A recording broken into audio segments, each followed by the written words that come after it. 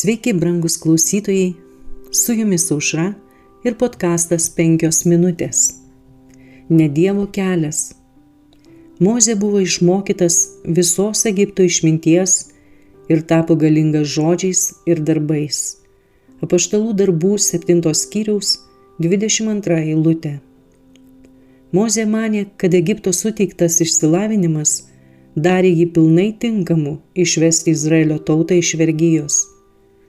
Argi jis nebuvo išmokytas visko, ko reikia armijų generolui? Argi geriausios šalies mokyklos nesuteikė jam šio pranašumo? Taip, jis jautėsi, kad sugebėtų juos išgelbėti. Pirmiausia, jis savo darbą pradėjo bandydamas užsitarnauti savo žmonių palankumą, atlygindamas už jiems padarytą skriaudą. Jis užmušė egiptietį, kuris mušė vieną iš jo brolių. Tuo jis parodė dvasią to, kuris yra žmogžudys nuo pat pradžių ir patvirtino, kad yra netinkamas atstovauti Dievo malonę, meilę ir švelnumą. Savo pirmuoju bandymu jis patyrė visišką nesėkmę.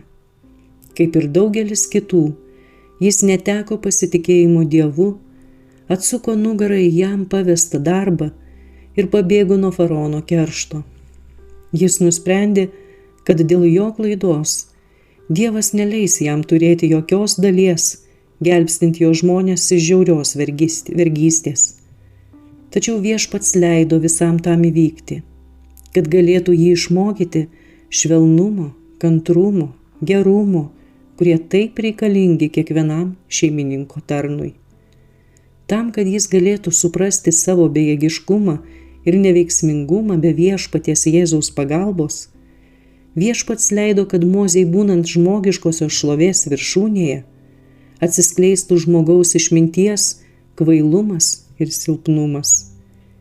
Nužudydamas egiptietį, Mozė padarė tą pačią klaidą, kurią taip dažnai kartojo jo tėvai, į savo rankas paimdami Dievo darbą, kurį Dievas pažadėjo daryti. Priešingai nei galvojo Mozė, tai nebuvo Dievo valia karu išvaduoti savo žmones.